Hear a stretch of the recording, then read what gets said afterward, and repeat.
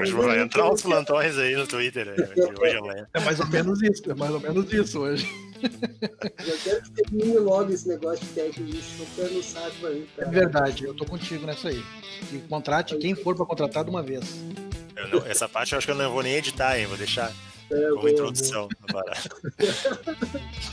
Então é isso, meus amigos. Como vocês viram, estamos começando mais um Três Teses, nosso debate esportivo semanal. Acho que hoje é importante dizer o dia e a hora em que a gente está gravando, porque muita coisa pode acontecer entre a gravação e esse episódio ir pro ar. Tudo pode acontecer. 9 de novembro, 8 e 9 da noite. Boa noite, mano. Tranquilo? Boa noite. Mais ou menos tranquilo. Hoje eu não tô tranquilo. É esperado já. E aí, Carmelito, como é que tá? Tudo tranquilo, tudo na normalidade, tudo um ano depois do outro no Rio Grande do Sul. Sempre a mesma coisa. Então não podemos discordar. Bom, gurizada, né? Hoje foi um dia aí com bastante turbulência no cenário do futebol nacional. E particularmente aqui na nossa aldeia, né, ainda mais, se a coisa de um mês atrás se falava sobre estabilidade de Renato, né, possível troca, hoje a gente está aí surpreendido com a saída do Kudê. Não tão surpreendido, né, mano? Não tão surpreendido. A gente tava já tinha sinais, né? Alguns sinais aí nas últimas semanas. Acho que, na verdade, desde a saída do Barcelos do futebol, né? Último parênteses só, já me calo. Neste programa aqui, lá no começo, acho que no segundo programa, eu falei, parece que uma hora esse cara vai largar. Sim, verdade. Do jeito que ele fala as coisas, ele vai largar, hein? Eu falei isso, se o pessoal quiser procurar, pode procurar, eu não me lembro qual é o programa. Não, mas é verdade, e logo após desencadear a disputa eleitoral, né, com a saída do Barcelos do futebol, a gente começou a perceber, né, um processo de fritura em duas frentes, né? A frente do clube, oficial do clube, com letras que o Rodrigo Caetano começou a dar para o treinador, para o Kudê, quando o Kudê reclamava de elenco curto. E na outra frente, a frente dos malditos influencers, né, cara? Que é um negócio organizado, que é um negócio orquestrado e que é utilizado pela cartolagem quando eles estão a fim de utilizar, fazer a torcida cair no papo furado, né? Usar a torcida como massa de manobra. Então, devido a essas duas frentes estar atuando nas últimas semanas, a gente já estava esperando que alguma coisa fosse acontecer, ou que o Kudê fosse demitido, ou que pedisse demissão, né? Como o Kudê passou, mesmo com o time totalmente descaracterizado lá, passou pelo Atlético Goianiense na Copa do Brasil e não ainda voltou a Libertadores, né, os confrontos do Boca, eles não conseguiram demitir o cara, né? Porque o cara continua até hoje, saiu como líder do Brasileiro. Mas no primeiro revés a gente sabia que ia acontecer. Então eu acho que ele percebeu, né, todo esse processo de fritura dessas frentes, né? Porque o cara não é bobo, o cara lê, o cara dá uma olhada na internet, ele é um cara bem informado. E escutando também dentro do clube, nas entrevistas coletivas, esse processo de fritura, ele se antecipou, e como eu disse, vai ter um monte de torcedor, que eu tenho torcedor que não gosta de ser chamado torcedor médio, né, mas o torcedor médio existe, aquele fanático que ele não consegue enxergar nenhum erro do seu clube, ele acha que o seu clube faz tudo certo e que a culpa sempre são dos outros. Mas para esse torcedor médio que tá lá, o Kudê abandonou o Inter, não abandonou, velho, ele ia ser demitido, recebeu uma oportunidade e foi antes, ele fez certo. Mas, mano, eu acho que a gente tem que aprofundar mais essas coisas, mas primeiro a gente tem que botar em perspectiva, né? É um tanto surreal a gente pensar numa interrupção de trabalho de alguém que é líder do Brasileiro, tá classificado na Copa do Brasil, tá classificado na Libertadores, faz o time jogar com um elenco que é claramente curto, né? Ele tem aí Moisés, Rodinei, né? Esses caras têm que acabar jogando. E então, assim, não... Apesar de críticas pontuais que se possa fazer, algumas escolhas e tal, a primeira coisa que a gente tem que colocar não existe fundamento técnico para a demissão ou para o desligamento do Kudê, né? Isso é ponto pacífico. Com certeza. Não, e tem outra, cara, tu vê que o negócio passa longe da parte técnica. E, assim, eu vou fazer um paralelo. Vocês lembram da demissão do Aguirre, né? Uhum. Demissão do Aguirre. Era outra diretoria, mas mais ou menos, né? O grupão é o mesmo, mas enfim.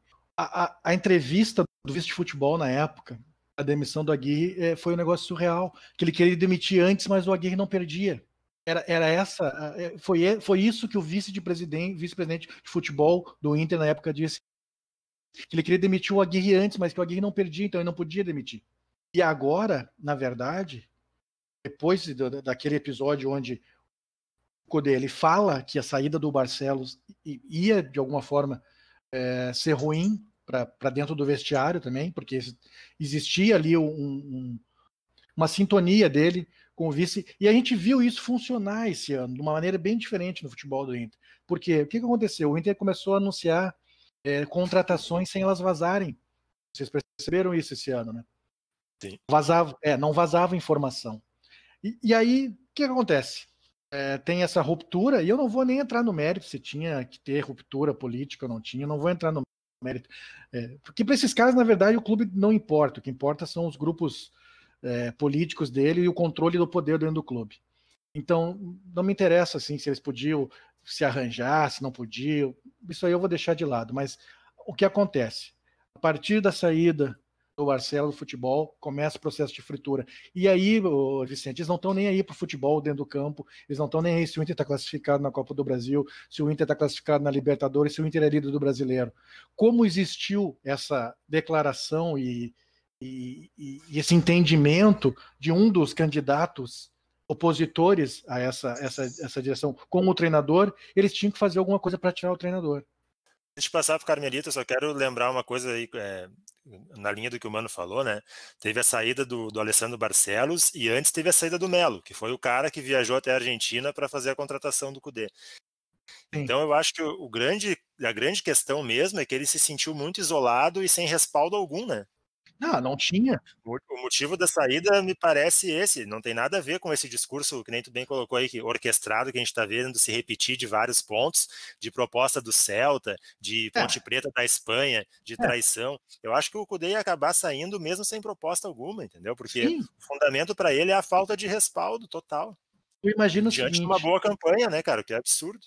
Exatamente. Tu imagina o seguinte, tu tá fazendo uma campanha com um grupo que é inferior, vamos combinar, ele é inferior a 5, 6 clubes do brasileiro. Correto? Sim, por aí, né? E é inferior. Ele tá fazendo uma campanha brigando com esses aí, lá na frente. E, cara, tu não tem respaldo. Na verdade, além de não ter respaldo, tu fica tomando letra ainda em coletiva do teu gerente de futebol. O que tu vai percebendo disso, né? Cara, tô sendo queimado. É questão de tempo para me mandar embora. Claro, a gente tem que pensar, né, mano? O cara é um funcionário que está num ambiente de trabalho ruim, onde ele não tem respaldo do chefe, onde ele está sofrendo, como tu disse, ataques, é quase um assédio moral, assim, né, cara? Dá para dizer. E claro, o cara vai pensar em sair, cara. Mas por aí, Carmelito, o que tu acha?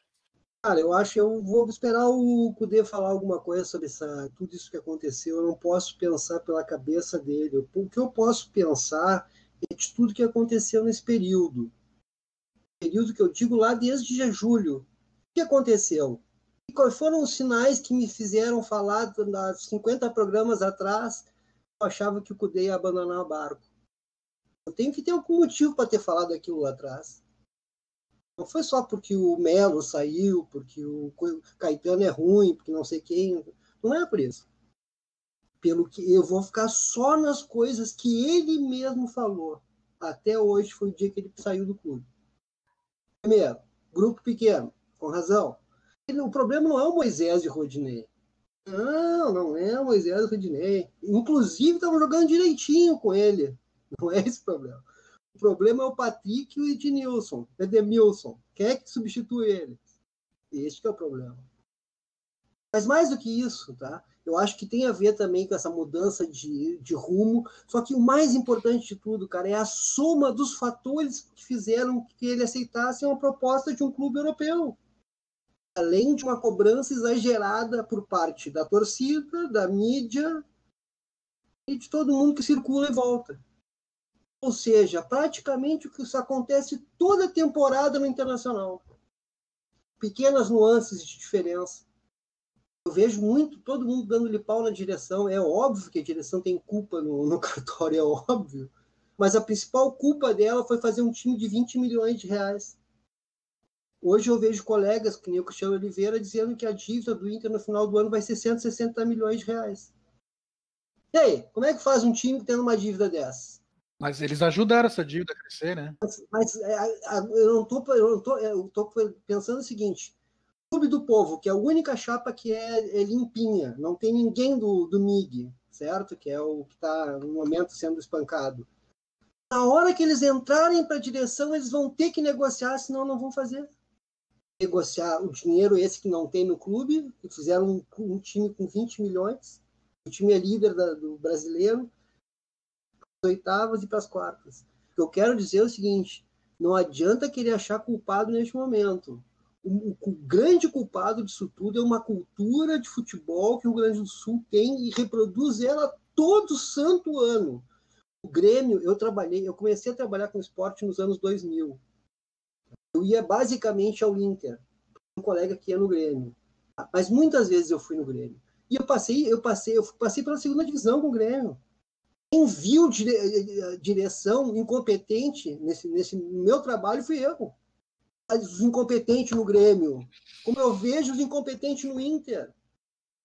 A incompetência administrativa no futebol, ela é o normal. O difícil é ser Romildo Bolzan Júnior. O difícil é ser Fábio Koff. O difícil é ser Fernando Carvalho. O resto é normal.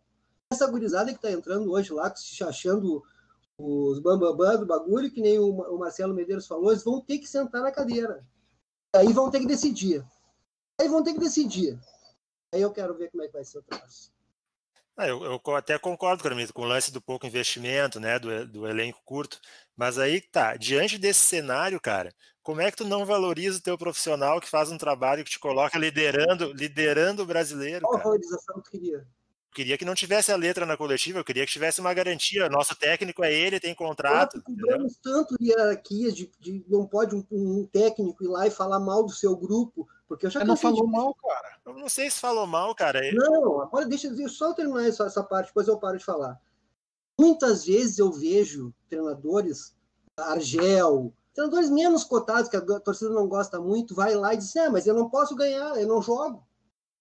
Eu não entro lá dentro de campo para ganhar. Aí o que acontece é demissão sumária. Eu vi o Cudê há 3 meses dizendo que o grupo é insuficiente.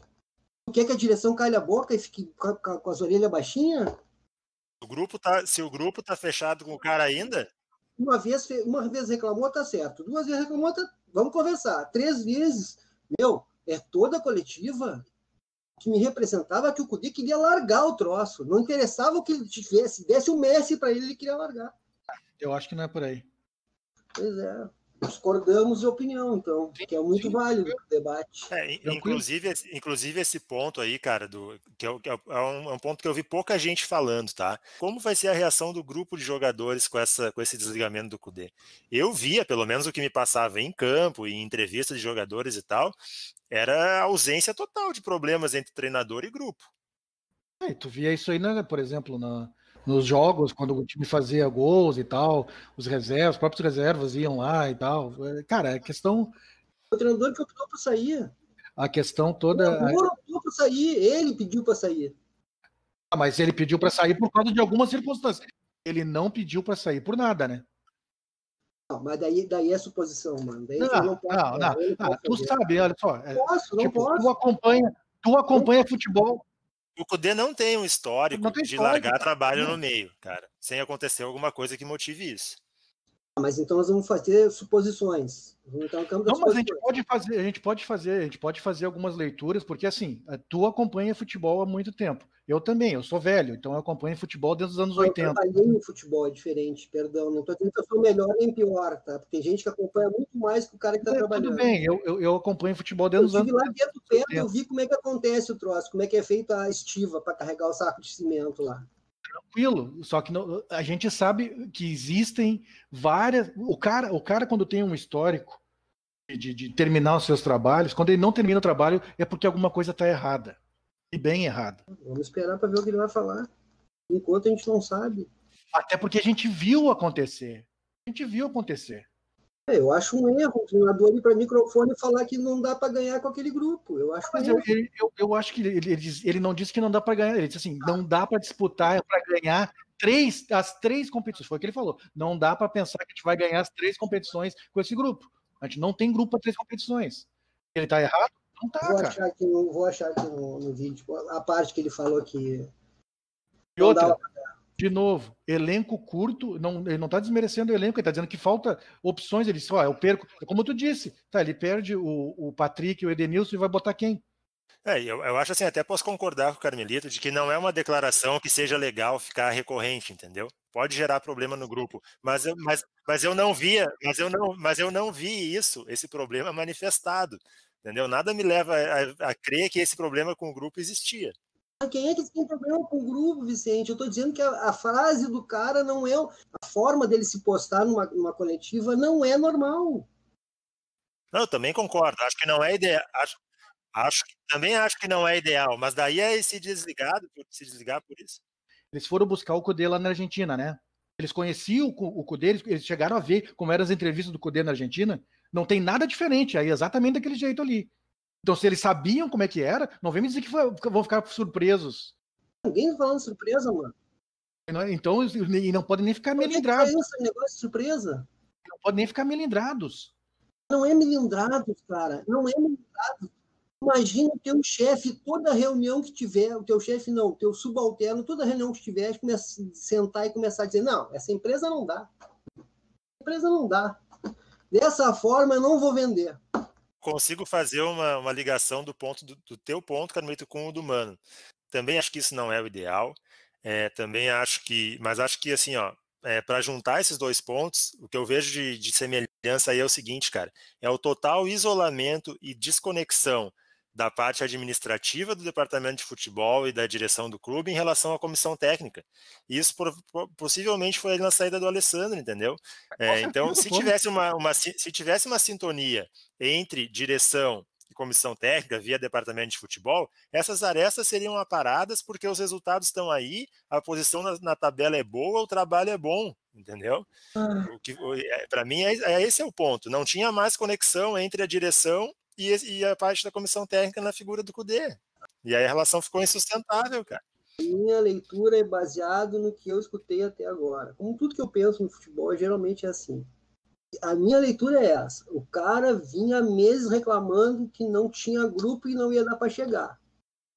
E outra coisa que ele não falava, mas dava para te notar, que a cobrança exagerada, como se fosse o Barcelona ou o Real Madrid, incomodava ele. Isso é inegável. Isso aí a gente está fazendo suposição também, né? Mas isso aí é uma observação. Observação. Tanto que ele parava 500 perguntas nas coletivas. Não estava satisfeito, feliz o cara não estava. Isso aí nada diferente das entrevistas que ele dava quando ele treinava o Racing, quando ele treinava o Rodário Central. Eu sou um cara que sou crítico para a direção de futebol, tá? Eu acho que não se o cara tá lá, ele tem que ser cobrado, entendeu? Tem que ser cobrado. Agora, no momento que o treinador, que vive falando que não tem grupo para ganhar, resolve trocar o Brasil pela Espanha, eu acho que ele tem todo o direito de fazer isso, cara. Eu não vou culpar ele por nada. Não vou criticar ele por nada, entende? Só que não adianta também culpar os caras que não têm culpa. O cara pediu para sair. Aí discordamos. Porque eu acho que tem culpa. Eu não vou tirar a culpa da direção do Inter. O Medeiros hoje, eu não posso chamar o Medeiros de mentiroso, porque eu não tenho prova disso. Mas hoje ele falou que quando ele chegou no almoço, ontem, o Caetano sentado na mesa do Cudê conversando com ele, almoçando junto com ele. Estou trazendo uma informação. Não é eu acho que ele não gosta. É uma informação oficial, né, cara? Eu sempre fico assim também, né, cara? Os dirigentes podem falar tudo, né, cara? Tinha alguém fora da direção para falar o contrário? Não tinha. Até que prove o contrário, eu acredito na informação oficial, porque ela é oficial, né? Eu fico sempre desconfiado. Vou te dizer uma coisa, na minha frente, assim, ó, um palmo da minha frente, Romildo Bolzan Júnior negou que Marinho fosse jogar algo no Grêmio. A gente sabe o que acontece. Mas, Carmelito, acho que uma coisa a gente pode concordar, né, cara? Se tu tá em primeiro lugar do Campeonato Brasileiro, classificado nas Copas, tem um razoável futebol, no mínimo, em campo, considerando o grupo de jogadores que tu tem, A direção tem que ter um trabalho para estar mais fechada com o técnico, para garantir que ele esteja junto no projeto, cara. Está faltando um pedaço, Vicente. O quê? Faltando um pedaço nessa descrição toda que tu fez. O campo tá certo, o grupo tá certo, a tabela tá certo, só que tem um pedaço que tu não tá botando nessa balança. É a eterna reclamação do grupo. Pode ter sido isso que tenha feito ele largar. Tá, ok, mas aí, ó, tu mesmo disse, tá? Que essa reclamação é recorrente e já vem há um bom tempo. Cara, a direção de futebol eficiente trabalha para sanar isso aí e manter um projeto que tá bem. Chama o cara e conversa, olha só. Avançar, Não deixa estourar. Não vai adiantar. Infelizmente, não vai adiantar. Mas isso é suposição. Não, vamos seguir porque não adianta, cara. Eu acho que é muito fácil a gente de longe falar os troços que a gente não sabe, cara. Eu acho muito fácil. Eu tô falando só pelo que eu observo. Eu só dei fatos, eu só trabalhei meu raciocínio em cima dos fatos que tu colocou. A reclamação sobre o grupo era recorrente e isso não é bom. Como se resolve isso? Me dá um exemplo de departamento de futebol que agido de tal forma teria dado certo. Eu acho só o seguinte, ó, o desempenho é bom, o trabalho do cara é bom, o cara é um bom A reclamação treinador. sempre acontece. Sim, mas tu tem que ter gestão sobre isso, cara. Isso é responsabilidade da direção de futebol. Hierárquica. Isso que eu tô te falando. Né? Botar uma figura decorativa agora, né, no futebol. Isso para mim é inegociável. Não tem como separar o bom rendimento, a tabela, o ser querido da torcida, com a reclamação, com a insatisfação de não ter o grupo. Isso é fundamental para mim. Estava diferente antes de sair o Barcelos ou não estava? Cara, vou te dizer uma coisa, com todo respeito ao Barcelos, tá? Não é tanto também, cara. Não, mas eu não estou dizendo que eu estou Mas dizendo que estava diferente ou não estava. Eu sou o cara que tem os dois pés atrás com a porra do profissionalismo no futebol. Tá? Porque eu conheço um monte de profissional de futebol que não faz merda nenhuma. Claro, tem profissional ruim também. Claro que tem. Agora eu vou te dizer uma coisa. Quem é que manda? É o político ou é o profissional? A gente não pode hoje dizer que é o profissional e amanhã dizer que é o político. Senão fica difícil. É importante o político ou não é importante o político? Claro que é. Porque em função da estrutura que a gente tem, é. Eu, por exemplo, acho que o caso do Alessandro é um problema, um erro dele. Minha leitura.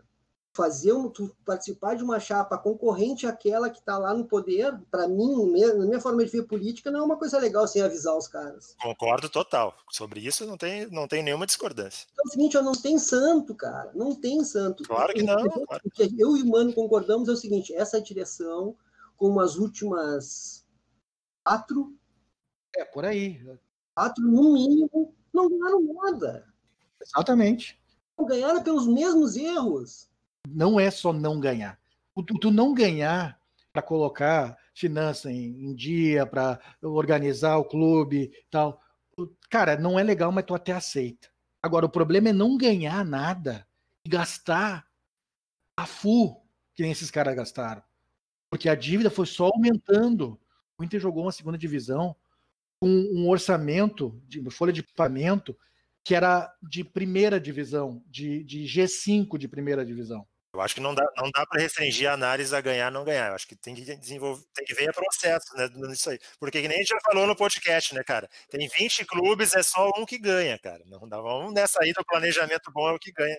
Isso é lindo. Daí Real, mas em 2018 ficou com 38 pontos no final do primeiro turno e os caras queriam demitir ele.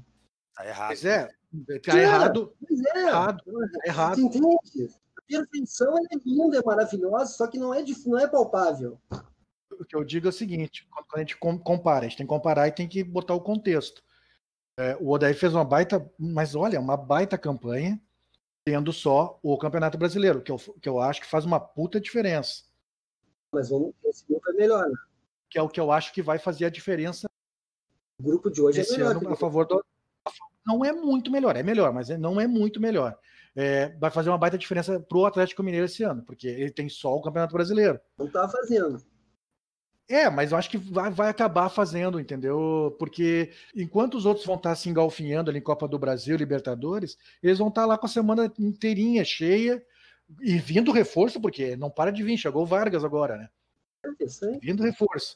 E, cara, um grupo grande, um grupo de qualidade, com semana para treinar, com semana para descansar jogador, Eles têm tudo para ganhar. Mano, tu que é um cara que acompanha muito tempo que nem eu. Foi a última direção que teve superávit de contas no Inter. Superávit não, que fechou as contas. Que não deu prejuízo grande, acho que foi a do Carvalho.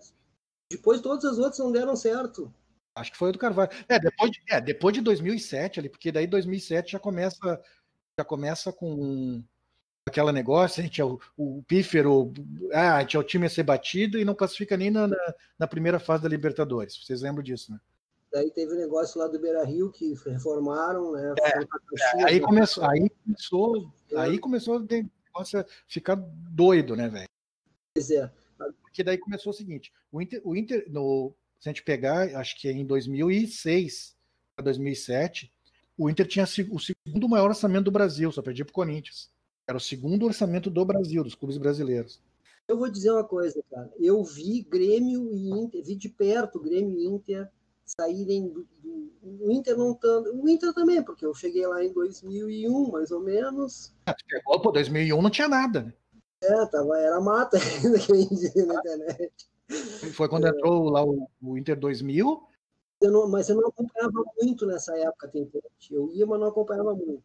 Saiu o Miranda, aí foi que entrou o Carvalho e ele teve que fazer um time emergencial, porque eu acho que o Inter tinha 4 jogadores profissionais.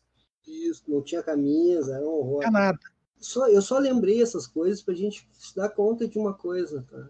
Dificuldade administrativa é mato no Rio Grande do Sul.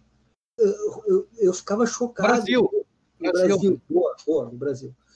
Eu fico chocado quando eu vejo os caras querendo tirar o Romildo do Grêmio. Fico maluco quando os caras querem tirar o Renato. O cara não olha o que tá lá fora. Todo mundo tem erro, cara. Todo mundo vai errar. Todos nós vamos errar. O Renato hoje está de 6 pontos, o líder do Brasileirão. E na segunda rodada os caras estavam enchendo o saco porque tinha abandonado o Brasileirão. É muito histerismo, cara. É muito. Ai, meu Deus do céu. E se a gente for olhar para trás, é sempre as mesmas coisas. Sempre. Ontem foi o exemplo. O histerismo eu concordo total que existe, e o que é ruim, né, cara, num dia que nem hoje é ver exatamente isso. Por exemplo, hoje daí a gente já viu os caras colocar, por exemplo, o Odair Helman no mesmo saco de Argel, de Falcão e tal, e Roth, entendeu? Calma, né, galera? Muita calma, né? Aí se precipita todas as análises, é a mesma coisa, aí cria essa antítese entre Kudê e Odair, não precisa existir, cara, que nem a antítese entre Roger e Renato. Os dois podem ser bons, cara, podem ter trabalhos complementares, sabe? Eu só comparei porque tiveram resultados semelhantes, com cobranças eu concordei com o teu ponto. Com amores diferentes pelo profissional. Porque eu vou te dizer uma coisa, eu não trabalhei perto essa vez do Kudê, mas pelo que eu via de longe, o Kudê tinha mais ou menos o que tinha o Odair com o grupo do Inter. Controle total sobre o grupo. Tanto que o Edenilson está correndo até agora. Nos últimos 2 jogos ele já começou a cair um pouquinho fisicamente. Que daí também já renovou, né? Não, acho que não. Acho que é organismo mesmo, sabe, mano? Pode ser. Ele tem aquele corpinho de meio que pedir desculpa, sabe? Não é um meia forte. Ele é longilíneo, né? Isso. Não, mas pode ser. Eu brinco assim, mas pode ser, porque com esse calendário maluco aí, cara, ainda mais esse ano, cara, os caras vão cair fisicamente. Eu sou o cara que fala há 3 anos, o Inter chega na metade da temporada e o Inter cai fisicamente, o que é normal, não deveria ser normal, deveria ser, né? Tem lá o Átila, ultramarino lá no mesmo cara, biólogo, né? Tem que ter um platô, tá ligado? Tem que ser um negócio equilibrado o ano inteiro, não pode ser um pico de cair, né? Eu não sei se isso também não conta, sabe? Porque só tinha o Edenilson para a posição. O cara caiu fisicamente. E aí o cara eu vou ficar aqui, tá? Os caras estão me cobrando demais. A direção é mole. O repórter me faz a pergunta da categoria de base quando tem 9 guri no time. Mas vamos fazer o seguinte, vamos fazer um paralelo, tá? Vamos fazer um paralelo assim rapidinho do que o Grêmio teve uma crise aí, tá? Há pouco tempo, né, Vicente? Sim, teve aquela entrevista lá conjunta. O que aconteceu? Aí que tá. O que aconteceu? Então teve 2. O que aconteceu? O presidente do Grêmio pegou e botou tudo no bolso e resolveu, cara. Ou não? Sim, e até perfeito, isso aí. Dá para lembrar até recentemente, teve um pequeno atrito ali visível entre Michael e Renato num jogo, no dia seguinte o Michael tá dando entrevista, não, tá tudo certo, pá. Resolveu. Pode não estar tudo certo, pode ser só para, mas resolveu, tu entendeu? Resolveu. Eles sentaram lá, alguém chegou assim, ó, tu vai lá e vai dizer que tá tudo certo. Beleza? E deu, resolveu. É isso que a gente tem que ter respaldo, tem que ter controle. Concordo, mano, mas isso é difícil, mano. Eu acompanhei vários caras trabalhando nessa função, até amigos meus trabalharam nessa função. E é de aquele amigo que o cara chama amigo pessoal, eu não consigo imaginar um inimigo pessoal, mas tudo bem. Esses caras, meu, olha, é muito difícil, cara. É difícil, é muito difícil. Não, é difícil sim, Carmelito, mas fica mais difícil ainda quando o cara que parecia ser o cara mais próximo do treinador na direção sai e é imediatamente visto como opositor à direção onde o técnico ficou, entendeu? É uma das coisas, né, Vicente? É uma das coisas. Só que a gente não pode se esquecer de outras coisas, que nem tu mesmo falou. A parte positiva estava tudo bem dentro de campo, na tabela, estava tudo maravilhoso. Só que a gente tinha partes que não estavam legais. A direção foi se desfacelando. Um ano atípico, eles têm razão disso mesmo, cara. Mas Tipo, eles vão largar no meio do campeonato, tu entende? Troço. Não sei, se fosse eu ia ficar muito chateado com isso, porque eu ia querer levar meu trabalho até o final. Mas eu sou assim, tu entende? Não, sim, eu acho que também se não sentisse tanto problema, acho que a ideia é essa também. Eu manifestei isso aqui, né? Não vi elemento nenhum assim para ele na característica anterior dele, histórica dele largar. Mas pô, vocês me conhecem há muito tempo, cara. Eu jamais colocaria um profissional que nem o Kudê, que estava num momento maravilhoso. Eu chegaria aqui e falaria que não, me parece que o cara vai largar. Jamais falaria um troço desse. É claro, a gente sabe. Mas jamais inventaria uma loucura. Mas nem se questiona, né, Carmelito? Capaz. Mas se eu falei isso lá atrás, algum sentimento o cara tem que ter. E é isso que eu estou expressando agora, tu entende? Ele estava incomodado com a falta de reforços. Ele perdeu os 3 principais jogadores do time dele. E assim, é bem preocupante para o futuro imediato, né? O Inter já tem quarta-feira um jogo que é a primeira perna de um jogo eliminatório de Copa do Brasil. Tem que sustentar uma briga por Campeonato Brasileiro. E, tipo assim, a minha grande dúvida é como o grupo vai reagir a isso e quem vem, né, cara? Boa temporada, esquece. Quem vem, eu acho que, cara... Esquece.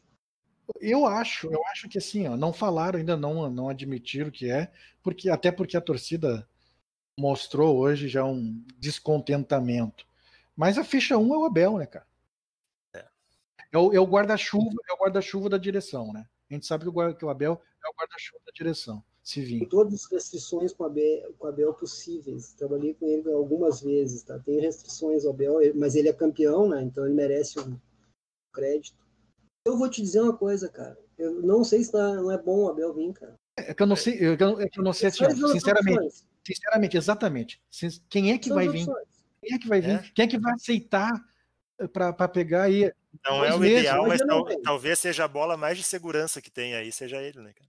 Mas não é nem segurança, Vicente, é não ter. Vamos lá, Roger não vem, Thiago Nunes não vem. Vai vir para 2 meses. Luxemburgo já foi. Dorival Júnior, meu Deus do céu, quem é que quer? A rejeição seria altíssima. Quem mais? E Nunes é barato também, né? E não faz nenhum sentido. O que ele fez? Mas não tem. Não tem. A verdade é essa, não. Eu tenho certeza que a direção não gostaria de passar por essa situação que está passando. Até porque eu tenho certeza que eles gostariam de passar em dezembro para os adversários políticos deles. Que, ó, querido, nós somos primeiros do Brasileirão, estamos classificados na Libertadores e na Copa do Brasil. Segura essa barca agora, querido. Mas, infelizmente não vai dar, né? Porque agora o projeto foi por água abaixo. Agora, tô falando aí, Vicente, com relação a como é que vai ser agora, assim, América Mineiro é um adversário certinho, tá jogando certinho, mas é bem viável de passar, tá? Mesmo se colocar o treinador do juvenil lá.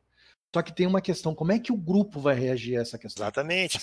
Pode passar só na qualidade técnica superior, entendeu? Mas e a parte, né?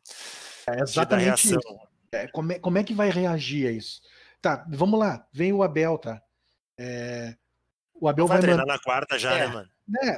Estão dizendo que se for ele, já vai viajar. Mas independente, tá? Independente. Eu não duvido, tá? Porque o Abel, para quem é mais velho que nem eu, vai lembrar, o Abel, quando assumiu o Inter em 88, na primeira passagem dele do Inter, ele estava vendo o jogo com os dirigentes nas cabines de imprensa na época, né? Não tinha camarote no Beira-Rio, e o Inter estava jogando contra o Curitiba e estava perdendo o jogo. O primeiro tempo acabou 1-0 para o Curitiba, ele desceu para o vestiário, foi para Casa Mata, fez 2 trocas no intervalo e o Inter virou o jogo por 2-1. Então, ele até tem esse tipo de perfil de assumir a bronca. Né?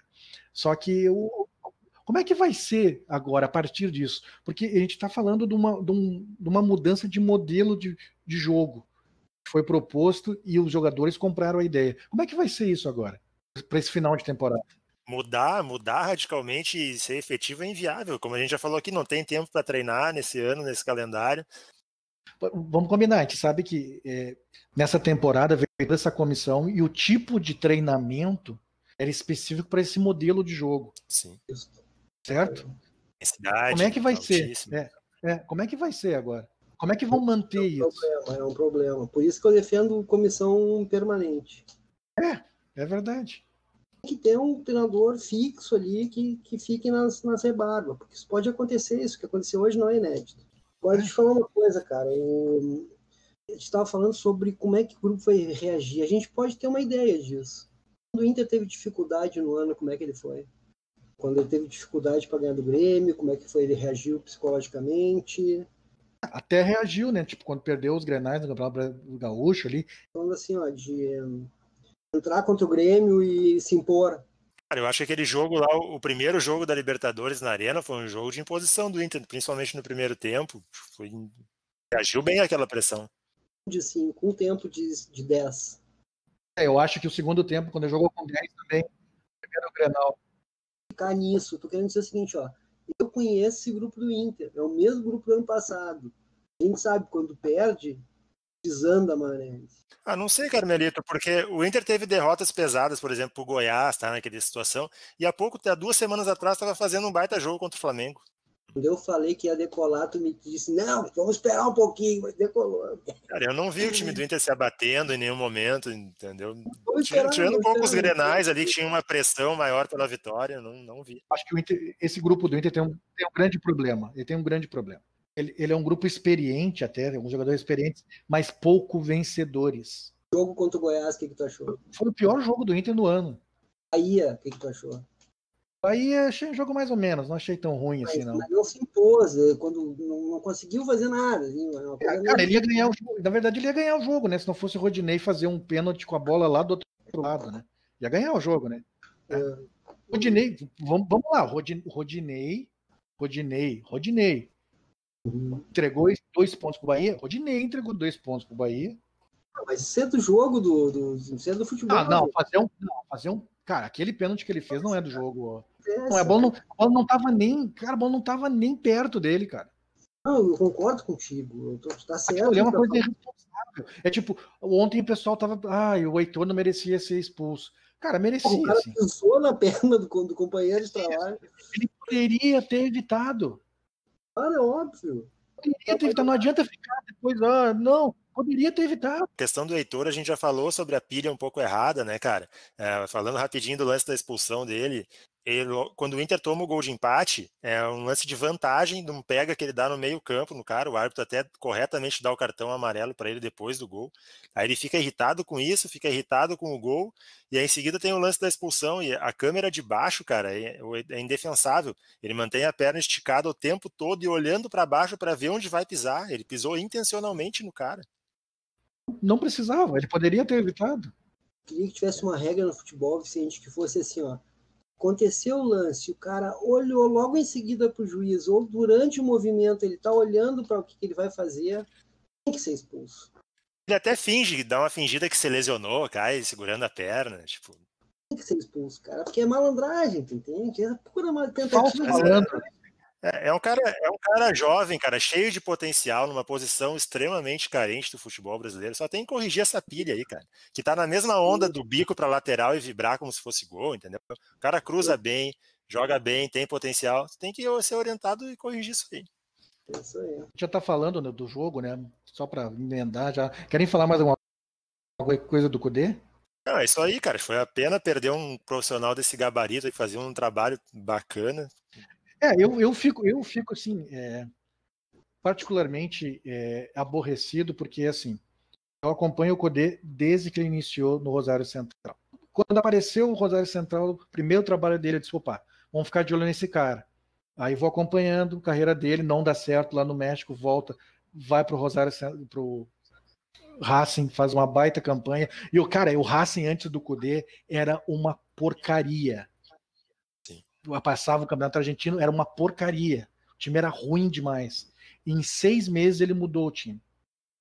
Em pouco mais tempo foi campeão argentino. Então eu disse assim, porra, tá vindo um cara diferente para cá. E ele se mostrou, realmente. Em pouco tempo. Em 6 meses ele trocou um modelo de futebol baseado na reação para um modelo propositivo de imposição, cara. Que hoje a gente vê que não é grande coisa de diferença, né, cara? Que a gente vê clubes aí que jogam esperando que estão jogando bem também. Não jogar bem ou mal pode ser feito em qualquer modelo, Carmelito. Porque o que eu estou dizendo é que ele conseguiu fazer uma transformação de modelo, ser entendido pelos jogadores, aplicado em campo. Então, isso mostra que ele é um treinador muito eficiente, cara. Nós vamos ver justamente isso agora, Vicente. Se vai continuar fazendo sem ele por perto. Quem será que é o Michel do Abel esse ano? Prefiro nem pensar. Prefiro não pensar. Meu amigo Cristiano Munari falou que é o Marcos Guilherme. Eu acho bom o Marcos Guilherme, eu não acho ruim. Mas esse aí vem jogando já. Mas enfim, então eu fico realmente, até pela maneira que se desenrolou aí e acabou com essa saída dele aí, pedido de demissão e tal, do jeito da forma que foi, vai ser muito ruim para o clube. Vai ser muito triste, porque eu gostei muito da passagem do Kudê por aqui, tu entende? E era para ser uma passagem maior. Um negócio bacana, ele fez um belo trabalho. Ano que vem sem pandemia, com vacina e treinamento um pouquinho, né, mais tempo para treinar, ia ser um negócio legal de a gente ver. Só que a gente não vai ter mais essa. E era um cara, inclusive, né, gente, com potencial para sair com uma ótima impressão, né, cara? Quando saísse. Sim, exatamente. E agora sair atritado, assim, é muito ruim. Agora, para voltar para Porto Alegre, só se for pro Grêmio, né, cara?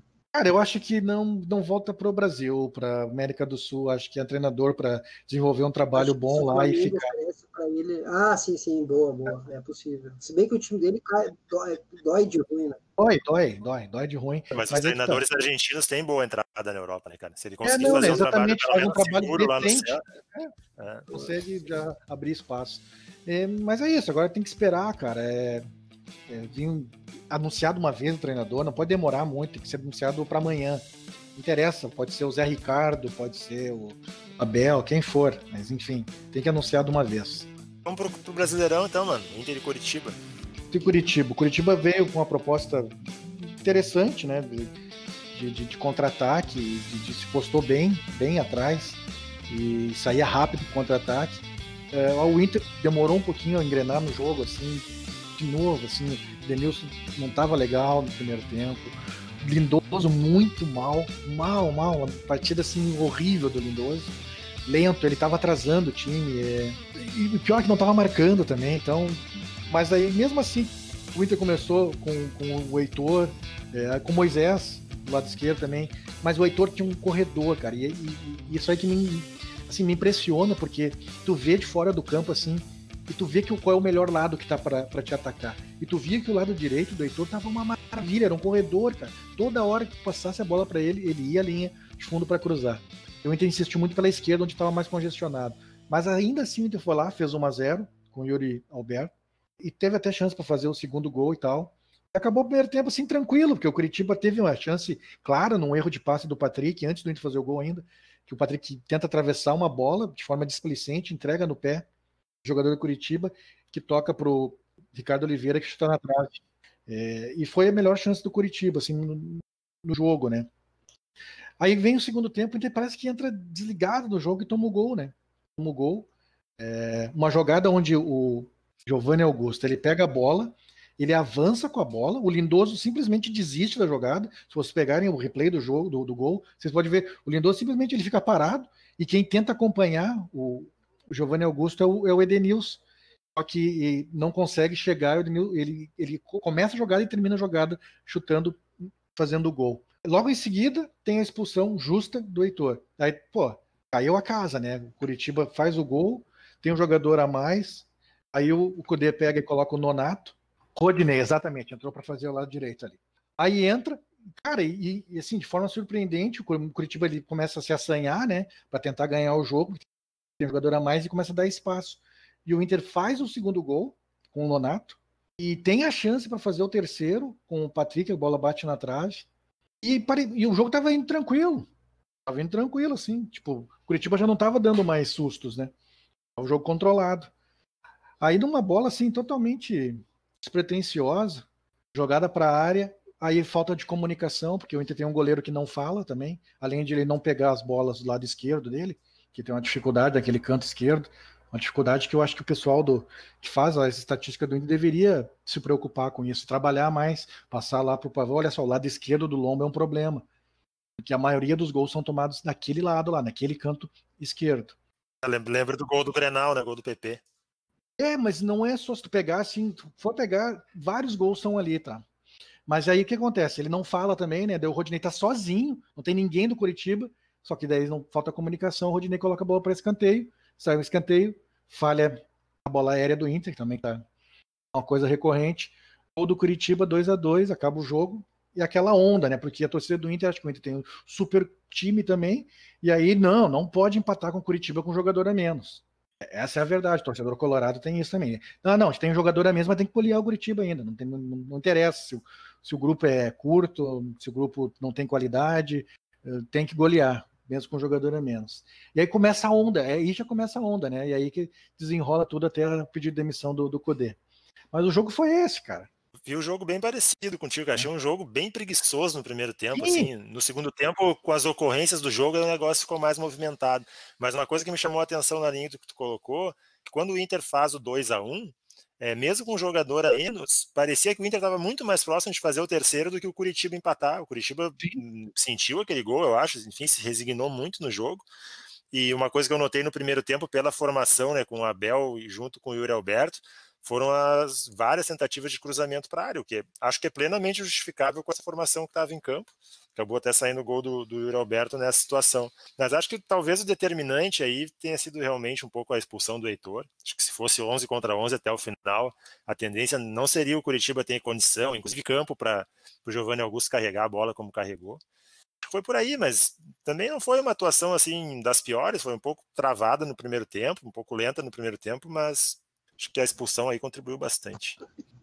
Eu vou falar uma coisa que vai ser meio chocante aqui, tá? Mas depois a gente vai confirmar se eu tenho razão ou não. O próximo técnico chegar no Inter vai ter que transformar o time para reativo de novo, botar a defesa encostada lá no Lomba, Rodrigo Moledo e Cuesta, deixar em volta e seja os 9 pontos tem que conquistar de qualquer maneira o Brasileirão, que eu acho que o bicho vai ficar feio.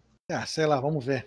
Vamos ver, né? Normalmente é assim, né? O treinador que chega primeiro se preocupa com a casinha, né? Para depois tentar fazer alguma coisa diferente. Depende muito de quem vier, né? O modelo que vai seguir. Estou falando já justamente por causa que não vai ter mais aquele cara regendo o time. O cara muito participativo, né? O tempo todo. Faz isso, pega aquele lá, chocou. Não tem problema, mas se for por isso, você pode contratar o Argel. Isso não vale nada, porque ele estava gastando a voz dele ali no lado de fora do campo. Chama o Argel faz isso aí também. Algum motivo ele tinha para gastar a voz, senão não mas se for esse, não, mas se for isso aí, eu acho que é até válido. Chama qualquer outro que grita bastante. Eu vou te dizer o seguinte, dependendo de quem grita, o jogador faz até de conta que não escuta, mas acho que o Cudê eles escutavam. Isso, cara. É isso aí. Eu tô perdido, o que a gente vai falar agora?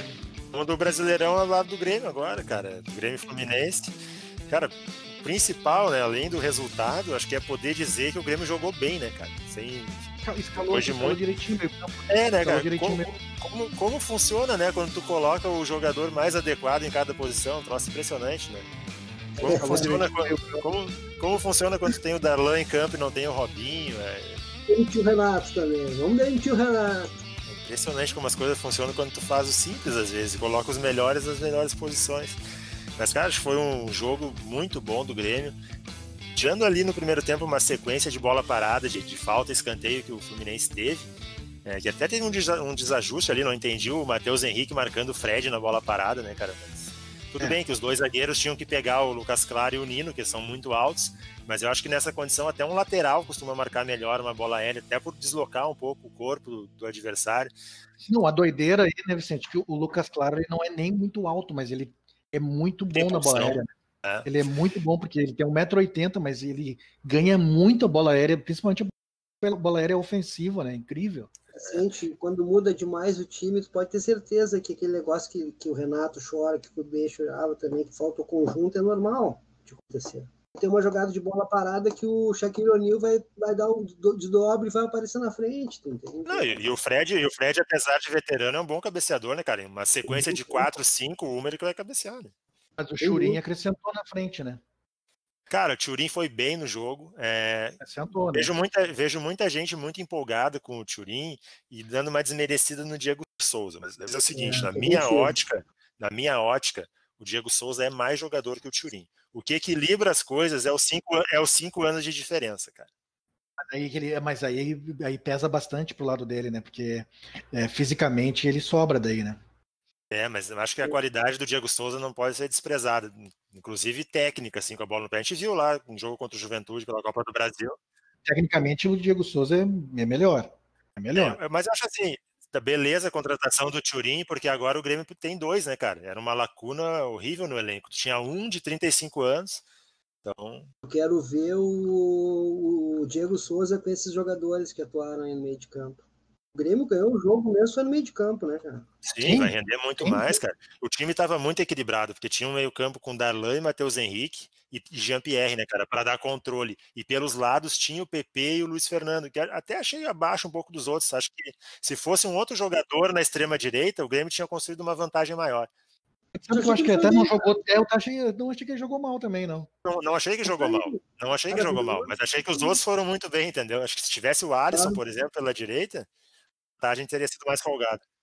Isso é mais jogador. Agora tem uma coisa, né? Tem uma coisa ali, matou o time do Fluminense, né? Você sabe o que eu tô falando, né? Odair Helman. Não, Odair Helman, eu fiquei com pena dele quando ele botou o Ganso em campo. Tá louco, cara. Acho que se tivesse o Nenê à disposição já é bem diferente, né? Cara, mas coloca, sei lá, coloca qualquer coisa. O Ganso não tem condição nenhuma de jogar, cara. Não pode. Acho que não deu. Tem condição nenhuma. É um jogador que ele... Tu tem jogador que são lentos, jogador que se movimenta pouco. O cara ele não se movimenta, velho. Ele fica esperando a bola no pé, aí dá um passezinho pro lado, assim, curto, e fica parado. E se erra o passe, fica parado também. Várias vezes ele errou o passe, armando o contra-ataque pro Grêmio, e simplesmente ficou parado, cara. E às vezes ele já fazia até antes na carreira esse tipo de atitude. Mas antes é um cara que pegava uma bola, passava por 2, 3 adversários e metia um chute de fora da área, fazia um gol, tinha alguma coisa que justificasse, né, essa falta de participação no jogo. Cara, hoje aí não tem nada que justifique. Nada. Ele simplesmente acabou com o time do Fluminense. O time do Fluminense já não é um time de, né, de... É isso que eu ia dizer, o grupo já é bem fraco, né, cara? O grupo é de esforço, sim. Tipo, essa pontuação do Fluminense é uma pontuação espetacular pro time que tem. É espetacular. Espetacular. Acima da expectativa. Mas aí, cara, quando tu tem um Ganso, cara, pra jogar, cara, chega a ser vergonhoso. Eu fiquei com vergonha olhando o Ganso jogar, e eu fico pensando assim, pô, os companheiros dele devem pensar, cara, não dá. Cara, mas acho que vale uma palavra sobre o Jean-Pierre, né, cara? Mesmo sem ritmo, é impressionante como num tapa ele abre jogo, ele faz o time andar. Qualidade, né? Qualidade técnica. Queria só destacar uma coisa antes de a gente falar do Jean-Pierre, se for possível, agora a gente já começou, mas era ainda do Diego Souza. Diego Souza, ainda bem que nós temos que o Grêmio tem no banco de reservas Renato Portaluppi. Porque Renato Portaluppi sabe, se ele tirar um jogador de 35 anos e não botar para jogar, vai perder um jogador. Diego Souza é um jogador pesado, seus 35 anos, e precisa de ritmo para jogar. Eu acho até que essa configuração fica muito boa, com o Diego Souza de titular e o Thuram, se for o caso, entrando durante o jogo, de repente numa situação de até ter os dois. Vai jogar os dois, vai jogar todo mundo. Esse monte de jogo aí, vamos jogar, vai dar para os dois jogar tranquilo. Porque agora é o seguinte, né? O Thuram fez uma assistência para gol, Deus o livre. Deu uns carrinhos, virou o maior jogador do mundo, né? Só que vale lembrar calma. Ele jogou bem, não, mas ele jogou bem. Tem que dizer o que é, né, cara? Claro que não é assim, um virtuoso. Interessado, que é muito importante, né, cara? Jogador com vontade de jogar, é outro papo. Mas aí eu acho que foi um dos melhores jogos do Grêmio no Brasileirão, né? Então, cara, assim, não foi por acaso que foi o melhor jogo do Grêmio no Brasileiro, foi porque também foi bem escalado, principalmente no meio-campo. Então, é por isso que o time jogou, né? Mas dá pra ver que o GPR ele tá sem o ritmo ainda, né, cara? Ele não consegue fechar os espaços com velocidade ainda, né, e tal. Mas quando a bola cai no pé dele, cara, todo mundo tá falando do gol, né, do Luiz Fernando pro Thuram e pro PP, mas antes tem o Jean-Pierre pegando no meio e abrindo pro Luiz Fernando, né, rapidamente o lance do gol. Exatamente, faz a bola rodar, que é uma coisa que é difícil. Ele clareia muito o campo, né, cara? Ele bota a bola sempre na posição na frente, com espaço para o jogador atacar. É muita visão. Mas a gente esqueceu de falar alguma coisa, só uma provocação agora pro nosso querido Carmelito. Mas tu gostou do Nonato no jogo contra o Curitiba, né? Sim, gostei. Entrou bem, né? Não, entrou bem, né? Dessa vez ele entrou bem. E eu comprei dele porque contra o Atlético Goianiense eu não gostei. Achei que foi um horror. Aí ontem eu fui obrigado a dizer não. Dessa vez a única coisa boa, né, nesse jogo ruim foi a entrada no Nonato. Ele jogou bem, né? Não foi pelo gol só, não. Ele entrou bem no jogo. Depois caiu também, né? Depois do gol. Quando o Nonato ele é altos e baixos. Mano, defendendo meu amigo Carmelito Bifani, já aproveitando pra gente passar pra Copa do Brasil, o teu comentário sobre o gol do Rodinei contra o Atlético Goianiense. Um golaço, né? Eu disse, não, é uma provocação boa, porque eu disse foi um golaço. Eu coloquei isso, que eu posso até buscar. Foi um golaço, mas continua não jogando nada, né? Nada, não joga nada. Não joga absolutamente nada o Rodinei. Ele é um cara esforçado, cara. Bom, eu também sou esforçado. Se me botar ali, eu vou ser esforçado. Não, cara, assim, vamos combinar assim, joga muito pouco, né? Joga muito pouco, cara. Eu tenho que defender os esforçados, porque eu só sou um cara esforçado, né? Mas eu também, quando eu jogava bola, eu também nunca fui craque, sabe? Mas eu deixava tudo dentro do campo, cara. Eu jogava assim, pra mim não tinha amistoso, tá ligado? Isso é o mínimo, né, porra? Mas o problema todo é o seguinte, é muita bola nas costas, é muito erro de passe, cara. É difícil, assim, cara. Quando tu vê assim, o Heitor, que é um jovem ainda, entra e consegue dar contribuição defensiva, ofensiva, vai lá e faz um cruzamento. Cara, o Rodinei, que é um cara experiente, e o Rodinei pintou bem. Eu lembro quando ele jogava na Ponte Preta, eu gostava do Rodinei na Ponte Preta. Aí depois ele saiu da Ponte Preta do Flamengo e não jogou mais nada, cara. E o jogo e a classificação do Inter, mano? O jogo foi um jogo. Cara, o primeiro tempo foi uma das coisas assim, mais lamentáveis que eu já vi no ano, eu acho. Eu fiquei com vontade de jogar alguma coisa na televisão, assim. Jogo ruim, escalação ruim, jogo ruim, o Inter desinteressado, sabe? E o Atlético Goianiense, cara, os caras cheios de desfalque, assim, né? Tentando. E forçaram, foram melhor que o Inter no primeiro tempo, assim. Tentando alguma coisa, mas falta de qualidade, assim, tremenda. E aí no segundo tempo, quando o Kudê coloca, né, jogadores já do time titular, melhora assim, mas para ganhar o jogo também, não foi assim uma melhora, nossa, encheu os olhos. Não, mas aí já via que saía. Cara, o primeiro tempo o Inter não conseguia trocar 3 passes. Não é brincadeira, os caras não conseguiam trocar 3 passes.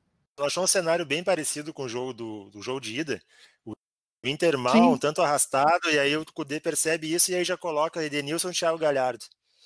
Mas aí no jogo de ida tem porque o Inter ainda fez assim, os 15 primeiros minutos do jogo de ida foram bons no primeiro tempo, porque até o Inter faz o gol. Nesse jogo de volta, o primeiro tempo todo é horroroso, cara. É um jogo horroroso, assim.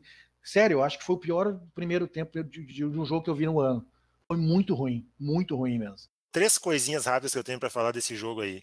Primeiro, uma parte, tá? O árbitro, esse Felipe Lima, é um protegido da CBF, mas ele é muito fraco, cara. Ele é um cara que tenta se impor pelo pódio físico. Tem a gente até que chama ele de Daronco, né, de Minas Gerais e tal. Mas, cara, ele é um cara jovem ainda e tem mais jogos na Série A do que na Série B na carreira. Ele tem um erro no primeiro tempo, numa falta do Cuesta, que ele não dá a falta. Sim. Mas nem vou falar dos aspectos técnicos do jogo, mas é uma preferência da CBF por esse árbitro um tanto estranho, assim, meio injustificável. É esse aí e aquele que é meio parecido com o Casemiro, né? Não sei o nome dele. Sabe o Casemiro? Sim. O Casemiro do Real Madrid. O jogador eu sei, mas não tô ligando quem é o árbitro. Não, tem um árbitro, eu não lembro o nome dele. Ele estava apitando a Série B e fez vários jogos da Série B e agora ele começou a apitar a Série A. Ele estava no jogo. Qual o jogo? Não foi o jogo do Flamengo?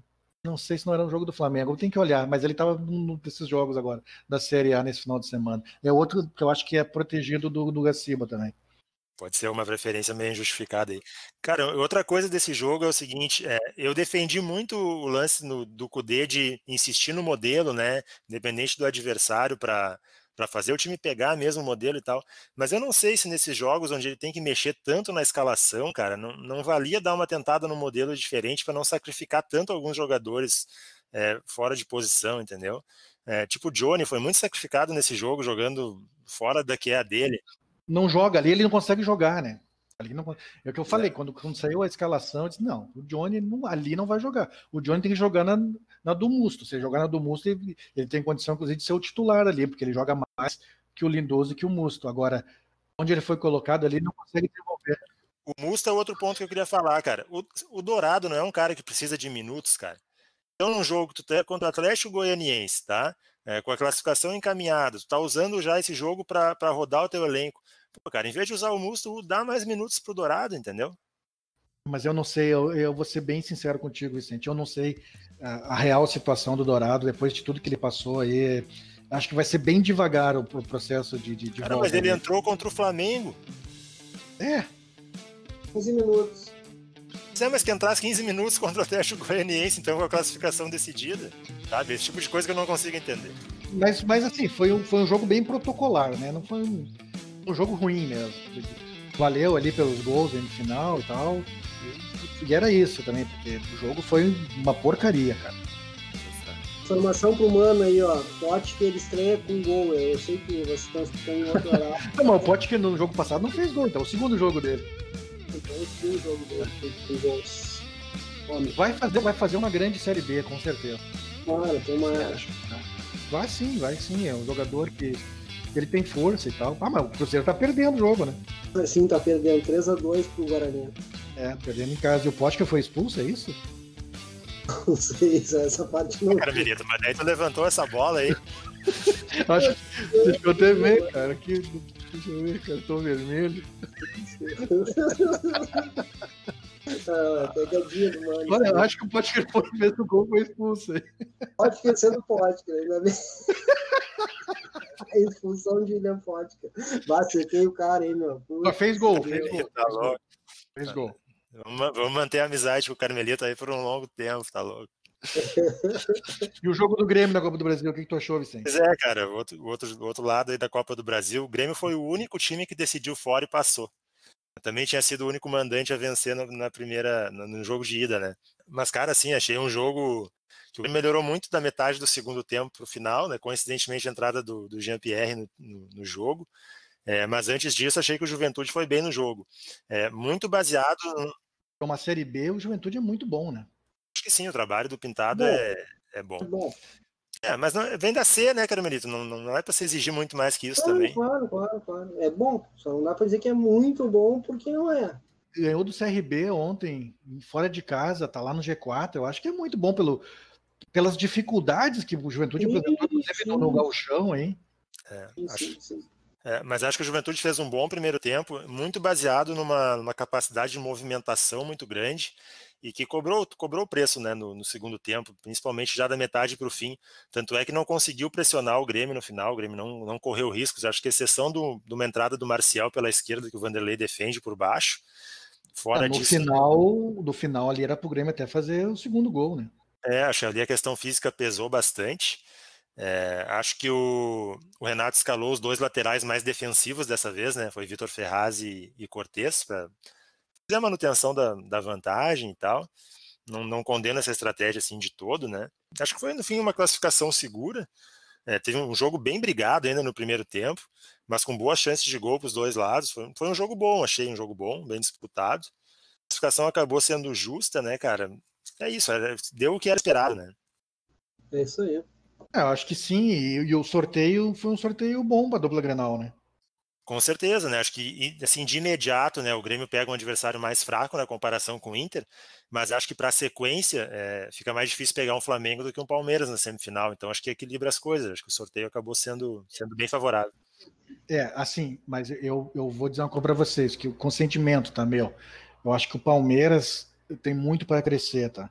O Palmeiras ele tem jogadores, se eles tiverem a humildade, assim, olha, nós somos um time que apresentamos o melhor futebol reativo, eles vão incomodar, inclusive no brasileiro, tá?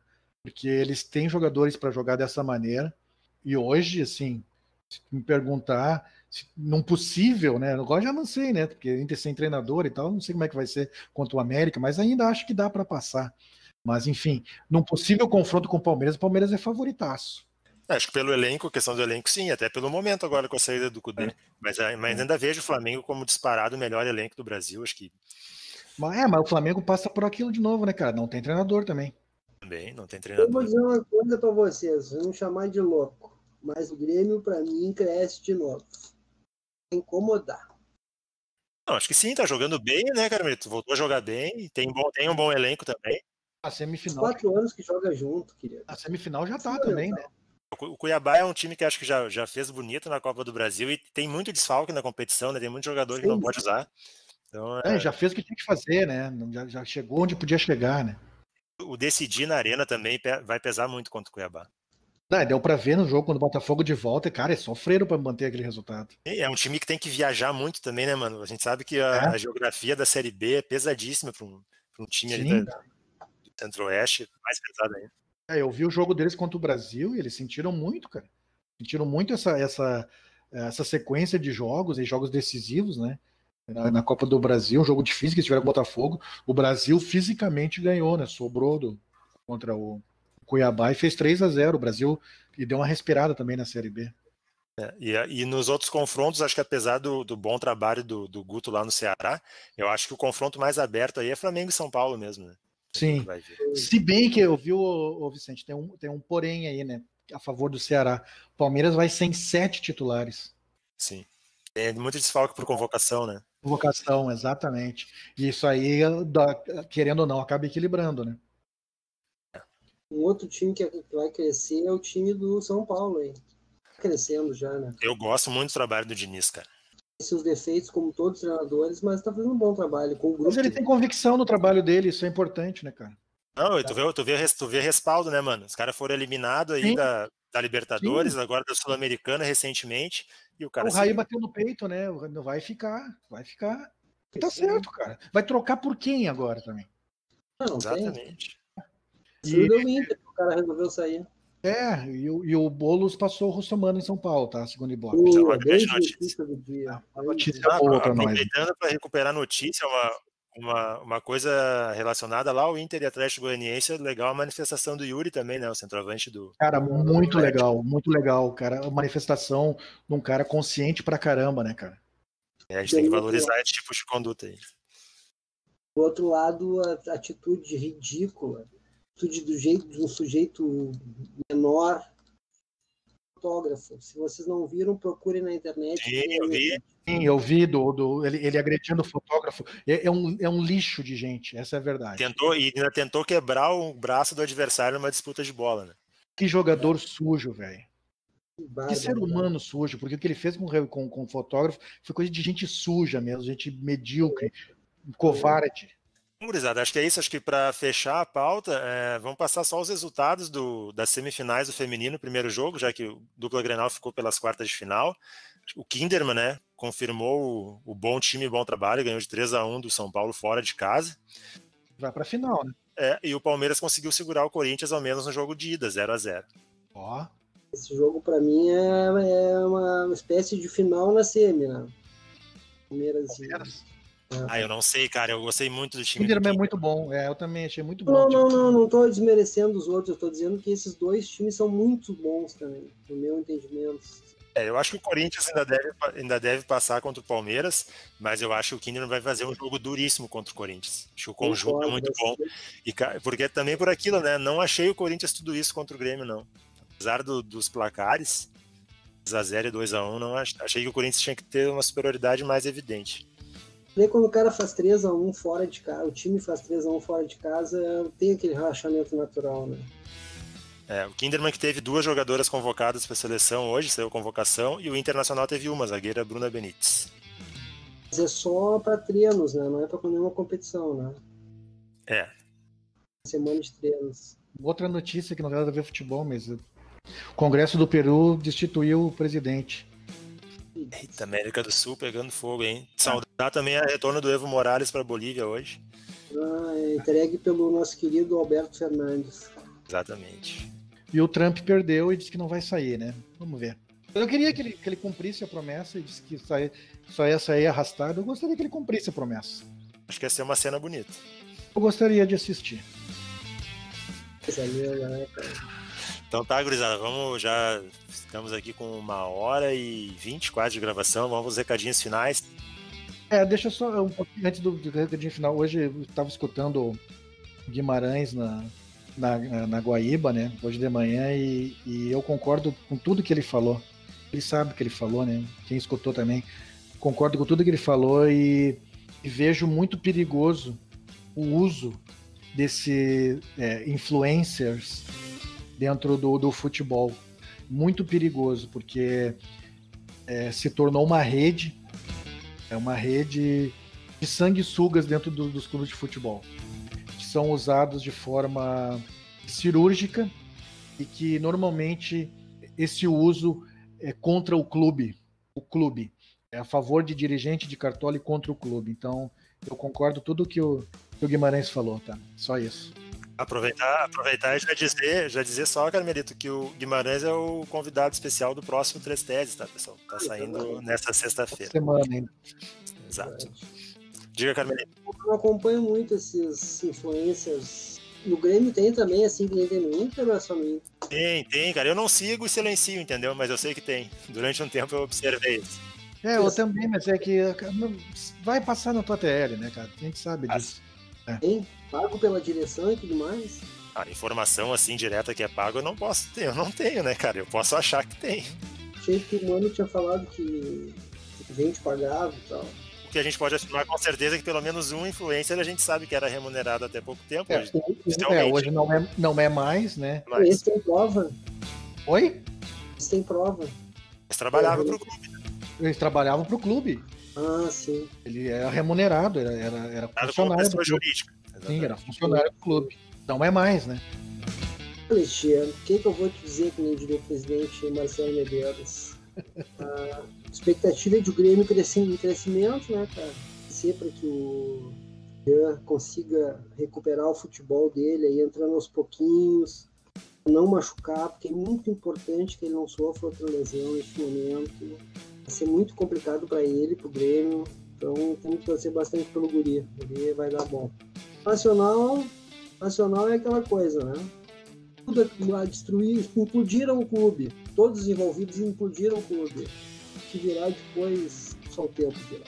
Eu acho que vai desandar no Anéis. Vamos torcer para que não.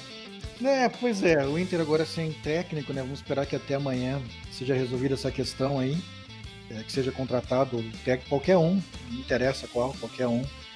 Que essa saída do Kudê seja, eu sei que é difícil, mas que seja sentida assim, não tão fortemente pelo grupo e que consiga, ainda dentro do que foi trabalhado nesses 9 meses aí, ter esses resíduos até o final da temporada para acabar a temporada bem. E, cara, futebol tudo é possível. Daqui a pouco vem acerta com o grupo aí, daqui a pouco também vai avançando. Vai saber, né? Futebol pode acontecer. A gente está hoje lamentando, e com razão tem que lamentar, mas daqui a pouco chega um profissional aí, consegue dar continuidade ao trabalho e os jogadores, dentro das suas ambições, conseguem fazer uma temporada pelo menos boa até o final, né? de fevereiro, quando acaba o ano futebolístico. Mas é isso, cara. A gente tem uma centelha de esperança, né? Com o que vem acontecendo na política agora aqui de alguns vizinhos nossos, como na Argentina, na Bolívia, no Chile e agora nos Estados Unidos com a derrota do Trump, né? Que não interessa se o Biden é um cara legal, se vai ser bom, agora derrotar o Trump e tudo que ele representa era muito importante nesse momento. É isso aí, concordo e lembro que domingo temos eleições aqui, né? Então não apoie projetos fascistas ou que deram suporte a candidatos fascistas. A chapa do Fortunati foi impugnada, né? Foi, cabe recurso ainda no TSE. O TSE é um pai, quer dizer, um pai não, ele assegura, não foi feito com o Lula, mas ele assegura o direito dos caras concorrerem, depois se der problema eles caçam, cara. A maior parte dos casos dos julgamentos desse tipo aí acabou liberando, mas questão de prazo de filiação às vezes é meio difícil de conseguir. Mas vamos ver, isso aí vai demorar, provavelmente a decisão do TSE vai ser depois da eleição. Só uma notícia de última hora, acaba de sair um comunicado de 20 consulados do Inter aí, meio forte aí com relação ao que aconteceu hoje. Agora sim, agora se preparem. Agora o Inter mudou. Eleição tá aí, né? Vai ser movimentado. Bom, é isso aí então, galera. Próxima rodada do Brasileirão, todos os jogos no sábado por causa da eleição, né? O Inter pega o Santos fora de casa, o Grêmio recebe o Ceará, a ida da Copa do Brasil na quarta-feira. E, bom, é isso. A gente volta semana que vem para mais um debate esportivo. Na sexta-feira sai episódio com Guimarães, como já falamos, sobre comentário esportivo contemporâneo e mais um monte de assuntos da vida em geral. E é isso, galera. Continuem se cuidando, votem consciente, com todos os cuidados sanitários para sair de casa. Isso aí, um abraço e até a próxima. Tchau.